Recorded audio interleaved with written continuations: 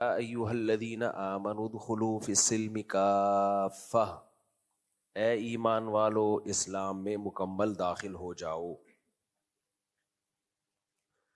قرآن مجید نے بعض دفعہ ایک مضمون کو مختلف الفاظ سے بیان کیا ہے، مضمون ایک ہی ہے لیکن اس کے لیے ایک جگہ الگ الفاظ، دوسری جگہ الگ الفاظ، تیسری جگہ الگ الفاظ۔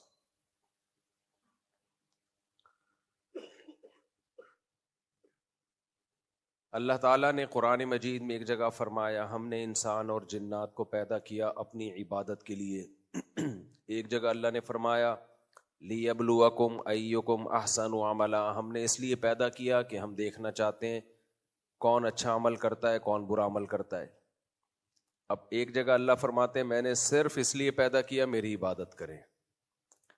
دوسری جگہ اللہ تعالیٰ فرماتے ہیں میں نے صرف اس لیے پیدا کیا دیکھنا چاہتا ہوں کون اچھا اور کون برا۔ تیسری جگہ اللہ نے فرمایا اما شاکرا و اما کفورا، میں نے صرف اس لیے پیدا کیا میں دیکھنا چاہتا ہوں کون شکر کرے گا اور کون ناشکرا بنے گا۔ ایک جگہ اللہ نے فرمایا پیدا کیا اسلام میں مکمل داخل ہو جاؤ، اصل حکم یہی ہے۔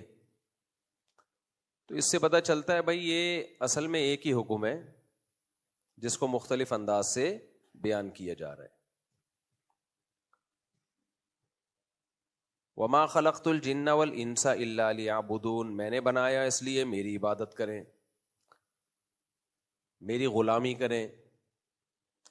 اچھا اللہ تعالیٰ نے جو ہمیں احکام دیے ہیں، جو آرڈرز دیے ہیں، اصول فقہ میں اس پہ بڑی بحث ہوتی ہے کہ جتنے بھی اللہ کے احکام ہیں نا، جو آرڈرز ہیں اللہ تعالیٰ کے، کیونکہ اللہ تعالیٰ حکمت والی ذات ہے، حکیم ہے، تو جب کوئی حکمت والی ذات ہوتی ہے تو وہ آرڈرز جو دیے جاتے ہیں وہ فضول نہیں ہوتے، اس میں کوئی فائدہ ہوتا ہے۔ ویڈیو نہیں بنائیے گا، جیسے ہم نے آرڈر دیا نا اس میں کوئی حکمت ہے۔ نکاح کی ویڈیو بنا سکتے ہیں، بیان کی نہ بنایا کریں، ٹھیک ہے نا۔ تو جتنے بھی اللہ تعالیٰ نے آرڈرز ہمیں دیے ہیں ان میں کوئی نہ کوئی حکمت چھپی ہوئی ہے۔ آپ کو پتہ ہے یونائٹڈ نیشن نے بھی جب قانون سازی کی ہے مختلف ملکوں کے لیے تو ان کے پیش نظر بھی کوئی حکمتیں کیا خیال ہوتی ہیں کہ نہیں ہوتی؟ یعنی ان کا دعویٰ یہ ہوتا ہے کہ ہم یہ جو قانون بنا رہے ہیں یہ انسانیت کے بھلے کے لیے، اور کچھ بیسک اصول ہوتے ہیں جن اصولوں کو سامنے رکھ کر احکام بنائے جاتے ہیں، قانون بنایا جاتا ہے۔ جب کوئی اسٹیٹ اور ریاست اسمبلی میں کوئی قانون پاس کرتی ہے، کوئی لاس بنائے جاتے ہیں، ان قوانین کے پیچھے بھی دعویٰ کیا ہوتا ہے؟ بھئی یہ اپنے لوگوں کے فائدے کے لیے بنائے جا رہے ہیں۔ آپ نے دنیا میں کوئی ایسا قانون دیکھا کہ حکومت قانون پاس کر رہی ہے، لوگ پوچھتے ہیں کہ کیوں؟ گورنمنٹ کہی ہے لوگوں کو بیڑا غرق کرنے کے لیے ہو رہا ہے، یہ ہم قانون پاس کر رہے ہیں تاکہ لوگوں کا بیڑا بولو غرق ہو۔ لیبل سب اچھے ہی لگاتے ہیں۔ فرعون بھی جو قانون بناتا تھا کہ بنی اسرائیل کے بچوں کو قتل کر دو، ہزاروں بچے مروا دیے، اس نے قتل کروا دیے، تو اس کے پیچھے کیا دعویٰ تھا؟ بھائی بات یہ ہے کہ اسٹیٹ کو خطرہ ہے، اسٹیٹ کو خطرہ ہے، ان بچوں میں ایک بچہ پیدا ہوگا جو میری حکومت ختم کر دے گا، تو اسٹیٹ لہذا سب کو کیا کر دو، ہزاروں بچے ماؤں کی جن کا کوئی جرم ہی نہیں ہے۔ تو اس سے ہمیں ایک بات پتہ چلتی ہے، جو بھی قانون بنانے والے ہوتے ہیں، قانون ساز ہوتے ہیں، ان کا دعویٰ بہرحال یہی ہوتا ہے کہ ہم انسانیت کے فائدے کے لیے کام کر رہے ہیں، چاہے وہ اس دعوے پہ پورا اتریں یا پورا نہ اتریں۔ وہ اترے نہ اترے ایک الگ بات ہے۔ اب 3 طرح کے قانون ساز ہیں دنیا میں جو قانون بناتے ہیں۔ نمبر 1 ظالم لوگ، جو دعویٰ تو یہ کرتے ہیں کہ ہم انسانیت کی بھلائی کے لیے قانون بنا رہے ہیں، لیکن اصل میں انسانیت کی بھلائی پیش نظر نہیں ہوتی، مقصد چند لوگوں کا مفاد ہوتا ہے۔ جیسے فرعون کے ہاں قانون تھا بنی اسرائیل کے ہاں کوئی بچہ پیدا ہوگا ماں کی گود سے چھین کے اس کو ذبح کر دیا جائے گا، یذبح ابناءہم، لڑکا پیدا ہو، اگر لڑکی پیدا ہو پھر نہیں، لڑکا جو پیدا ہوگا اس کو ماں کی گود سے چھین کے ذبح کر دیا جائے گا۔ لڑکوں کو کیوں قتل کیا جا رہا ہے, لڑکیوں کو کیوں قتل نہیں کیا جا رہا؟ اس لیے کہ ساری دنیا میں یہ بات مسلم ہے کہ طاقت مردوں کے پاس ہوتی ہے, خواتین ہمیشہ سے کمزور ہوتی ہیں. قیامت کی علامات میں سے ہے نا کہ ان تلد الامۃ ربتہا, باندی اپنے آقا کو جنے گی. یعنی ہوتا تو ہے کہ ماں حکومت کرتی ہے نا بیٹوں پہ, الٹا ہو جائے گا کہ بیٹے حکومت کریں گے ماں پہ. یعنی بیٹا پہلے پیدا ہوگا, باپ بعد میں پیدا ہوگا. آج کل گھروں کے سربراہ باپ نہیں رہے, گھروں کے سربراہ بیٹے ہیں. باپ بیٹے کا خیال کر رہا ہوتا ہے کہ کوئی ایسی بات نہ کہہ دوں جس سے میرے بیٹے پہ کی طبیعت پہ کوئی چیز گنا نہ گزر جائے. اس لیے باپ آج کل بعد میں پیدا ہو رہے ہیں, بیٹا پہلے پیدا ہو رہا ہے. الٹا ہو گیا سیٹ اپ. تو قیامت میں ہر چیز الٹی ہونا شروع ہو جائے گی, قرب قیامت میں, تبھی تو قیامت آئے گی.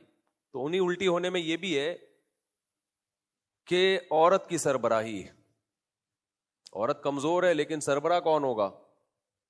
بولو, عورت. ہیومن رائٹس کے نام پہ خواتین کو بیوقوف بنایا جائے گا. رائٹس کے تو ہم بھی قائل ہیں بھائی, عورتوں کو حقوق ملنے چاہیے جو حقوق ہیں, لیکن رائٹس کے نام پہ ہو کیا رہا ہے؟ مردوں کے حقوق چھینے جا رہے ہیں. گھر کا سربراہ کس کو بنا دیا بھائی؟ خواتین کو. مردوں کا رو بھی ختم. اس سے مرد کا تو بیڑا غرق ہوگا, عورت کا بھی بیڑا غرق ہوگا, ہو رہا ہے. تو حالانکہ طاقتور کو سربراہ بننا چاہیے نا. کوئی حکومت کمزور ہو, مجھے ایک بات بتاؤ, وہ ملک چل سکتا ہے؟ کرپٹ حکومت ہو چل سکے گا, کمزور حکومت چاہے نیک بھی ہو پھر بھی نہیں چل سکتا. پوائنٹ ٹو بی نوٹڈ ہے, یہ یاد کر لیں. ٹاپک نہیں ہے لیکن ٹاپک سے میں دائیں بائیں قیام طعام کے لیے ہٹتا رہتا ہوں. کمزور حکومت ہو, نیک ہو, نہیں چلے گی. کیونکہ جب حاکم کے پاس پاور ہی نہیں ہے, وہ اپنی بات جب آرڈر دے تو منوا ہی نہیں سکتا, تو ملک میں بغاوتیں اور کوئی لا اینڈ آرڈر ہوگا ملک کے اندر؟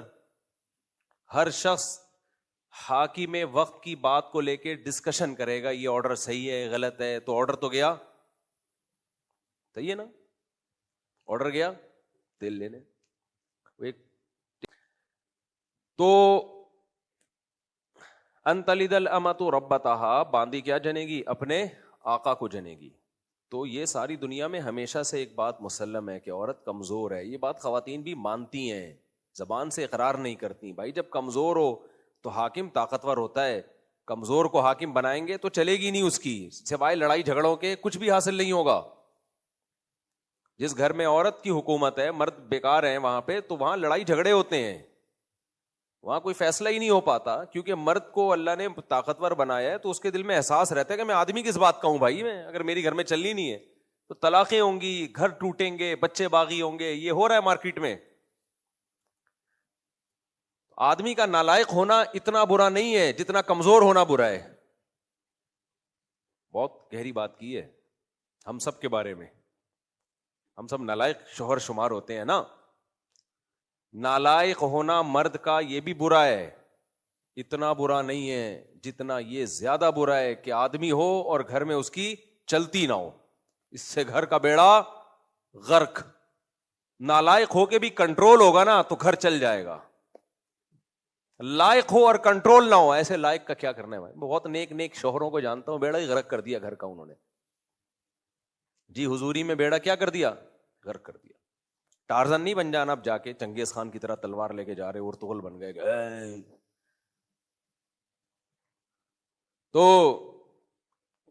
خیر, اور اللہ نے بعض خواتین کو بڑی عقل دی ہے. آج کل بعض خواتین اس بات کو سوشل میڈیا پہ اجاگر کر رہی ہیں کہ گھروں میں مردوں کا کنٹرول ہونا چاہیے. وہ عورت, لیکن وہ اللہ نے کھوپڑی دی ہے ان کو, وہ خود اس بات کو پروموٹ کر رہی ہیں کہ بھائی گھر میں کنٹرول کس کا ہونا چاہیے؟ آدمی کا. عورت ہو کے وہ کہہ رہی ہیں. اور میں بھی ایسی خواتین سے ملوں, بڑی لبرل قسم کی خواتین سمجھی جاتی ہیں. بعض میٹنگز میں ملاقاتیں ہوئی جو بڑی ماڈرن خواتین سمجھی جاتی ہیں, وہ مجھے اپریشیٹ کر رہی تھی کہ یار یہ جو آپ بات کرتے ہو نا کہ گھر میں مرد کی حکومت ہونی چاہیے, 100% درست ہے.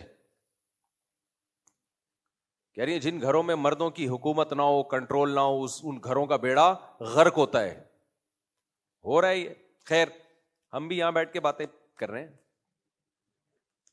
گھر میں یہ بات یہاں بیٹھ کے آپ آپس میں سب کر سکتے ہیں ایسی باتیں. خیر, تو میں یہ عرض کر رہا تھا کہ اللہ تعالیٰ نے جو ہمیں احکام دیے ہیں, ہاں 3 قسم کے لوگ ہوتے ہیں جو قانون سازی کرتے ہیں. ایک تو ہوتے ہی برے ہیں, جیسے فرعون برا تھا, اس نے مردوں کو قتل کرنا شروع کیا, بچوں کو. اس کو پتا تھا کہ اس قوم میں لڑکے ہوں گے تو یہ قوم پاورفل ہوگی, عورتوں کو پیدا ہونے دو, خواتین کو پیدا ہونے دو, مردوں کو نہ پیدا ہونے دو, تاکہ ان کو ہم غلام آسانی سے بنا سکیں. تو فرعون اس میں مخلص نہیں تھا, وہ جھوٹ بول رہا تھا, اس کے پیش نظر حکومت بچانا نہیں تھا. اگر حکومت بچانا بھی تھی تو بھائی آپ ظلم ہی نہ کرو نا, تاکہ آپ کو بغاوت کا خطرہ ہی نہ ہو. کیوں اللہ نے موسیٰ کلیم اللہ کو بھیجا؟ فرعون تمیز سے زندگی گزارتا, ایک عادلانہ حکومت کرتا, تو اللہ تعالیٰ حضرت موسیٰ کو نہ بھیجتے اس کے مقابلے میں.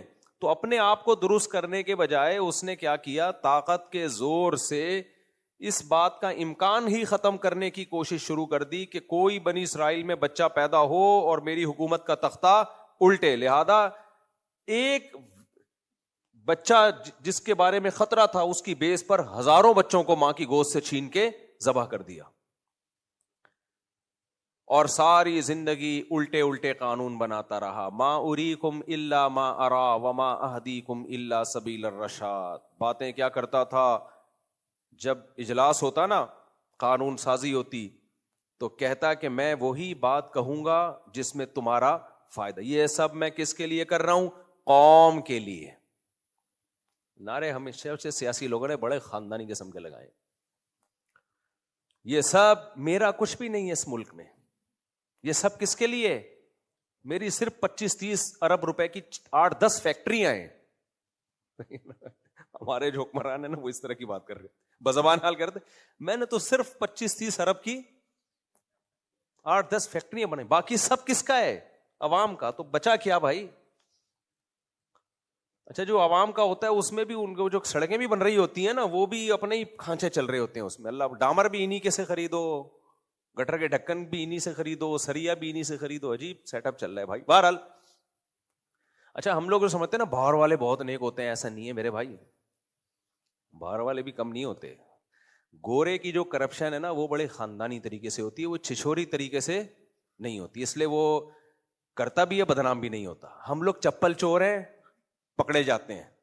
وہ چپل چوری نہیں کرتے, وہ کیا کرتے ہیں, افریقہ میں اور غریب ملکوں میں سونے کی کانوں پہ قبضہ کرتے ہیں, پھر وہاں کرپٹ حکمرانوں کو بٹھاتے ہیں, الیکشن میں دھاندلیاں کروا کے کرپٹ لوگوں کو بٹھا کے, پھر ان کرپٹ لوگوں کا سے ان کا بھتہ ہوتا ہے کہ جتنا گولڈ ہے ہم نکالیں گے اور تجھے اتنا پیسہ ملے گا.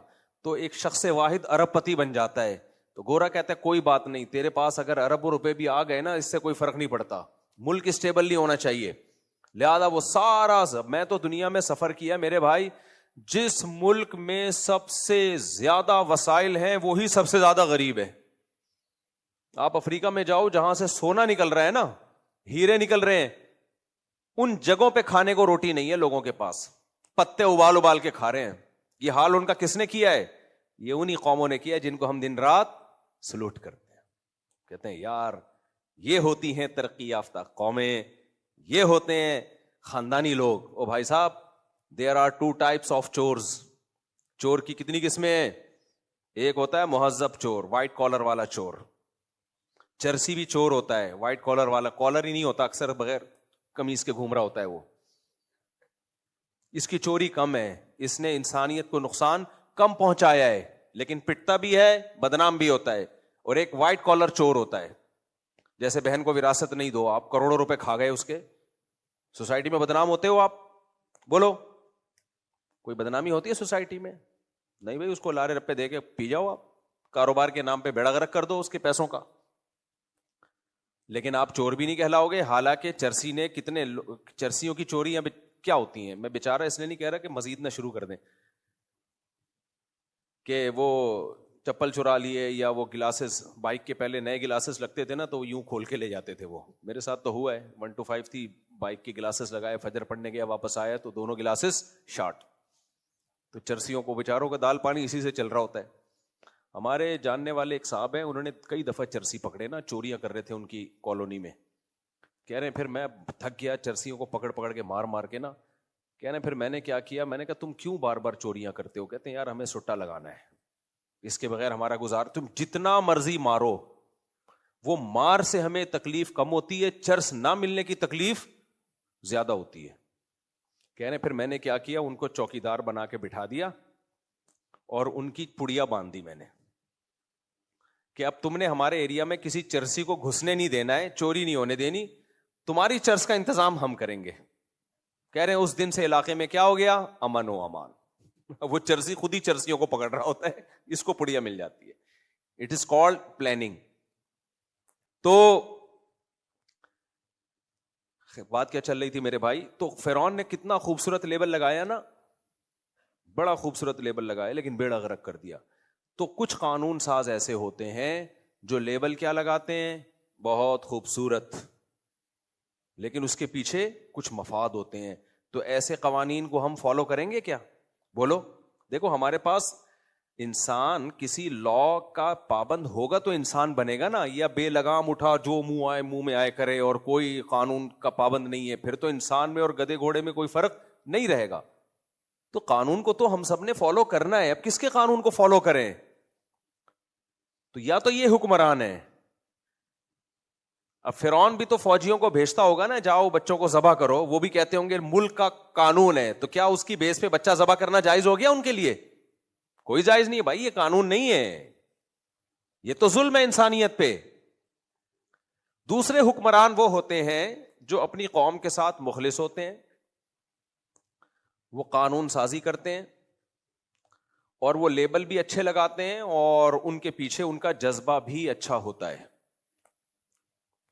جیسے یونائٹڈ نیشن کے بارے میں کہا جاتا ہے, یونائٹڈ نیشن اس معیار پہ پوری اترتی ہے نہیں اترتی, اس بحث میں پڑھنے کی ضرورت نہیں ہے, لیکن یونائٹڈ نیشن کے بارے میں کہا جاتا ہے اس میں مختلف ملک ہیں جو ایک دوسرے کے دشمن ملک بھی ہیں, لہذا وہ کبھی ایسے قانون نہیں بنتا جو ایک ملک کو فیور دے رہا ہو اور دوسرے ملک کا اس سے بیڑا غرق ہو رہا ہو. چائنا ہے, رشیا ہے, فرانس ہے, جرمنی ہے, یہ ان میں بہت سے ملک آپس میں دشمن ہیں. تو یہ 5 بڑی طاقتیں ہیں جن کے پاس ویٹو پاور ہے, اور بہت سارے ممالک اس کا حصہ ہیں. اس کے بعد قانون سازی ہوتی ہے اور اس قانون میں انسانیت کو رکھا جاتا ہے. اور اس کے بیسک اصول کیا ہیں؟ رائٹس, ہر ایک کو آزادی ہو. جو قانون بنایا گیا ہے نا یونائٹڈ نیشن میں, جو بیس ہے, دیکھیں ہر قانون کی بھی ایک بیس ہوتی ہے کہ کس چیز کو سامنے رکھ کر قانون سازی کرنی ہے. اسلام نے بھی جو قوانین دیے ہیں نا ہمیں, ان کی بھی ایک بیس ہے, وہ میں ابھی آؤں گا انشاءاللہ, اس کو بتاؤں گا کہ اسلام نے کن چیزوں کو سامنے رکھ کے قانون سازی کی ہے.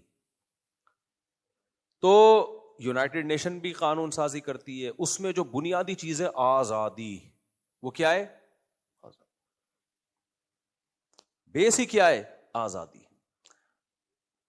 لہذا اس آزادی میں جو شخص جو کچھ کرنا چاہے اس میں وہ کیا ہے؟ آزاد, بشرطے کہ اس کی آزادی سے انسانیت کو نقصان نہ پہنچ رہا ہو. لہذا لوگ زنا کرنے میں بھی کیا ہے بھائی؟ آزاد ہے, لیکن ریپ کی اجازت نہیں ہے, جبری زنا کی اجازت نہیں ہے, اس لیے کہ آپ کی آزادی سے نقصان کس کو ہوگا؟ عورت کو. اگر وہ راضی ہے تو آپ کر سکتے ہیں. کیوں بھائی؟ یہ رائٹس. سمجھتے ہو کہ نہیں سمجھتے؟ یہاں تک آگے بڑھے کہ ہومو سیکشولیٹی کو بھی لیگل کر دیا کہ بھائی اگر ایک کو پسندی وسیم کو غفار آ رہا ہے تو مولوی صاحب کو تکلیف کیوں ہو رہی ہے بھائی, کہ یہ اس کو وہ کیوں پسند آ رہا ہے. اور لوط علیہ السلام کی قوم کے واقع, بھائی مذہب آپ کا نجی معاملہ ہے, آپ ریلیجیس ہیں, آپ مذہبی ہیں, یہ آپ کا نجی معاملہ ہے. جب یو کے میں یہ قانون پاس ہوا نا تو کچھ لوگوں نے کہا کہ یار یہ تم کیا قانون سازی کر رہے ہو بھائی, یہ تو ایک گناہ ہے. تو وہاں بحث اس پر ہوئی اسمبلی میں کہ بھائی اگر ہم اس کو گناہ قرار دیتے ہیں تو نیکی اور گناہ یہ مذہب کا ٹاپک ہے, یہ کیا ہے؟ مذہب ہے. تو اگر ہم نے مذہب کو بنیاد بنانی ہے تو پھر کرسچینٹی کو لے کر آئے ہم یا اسلام کو لے کر آئے ہم. تو مذہب کو جب ہم درمیان سے نکالیں گے تو ہم کس بیس پہ اس کو ناجائز قرار دیں گے؟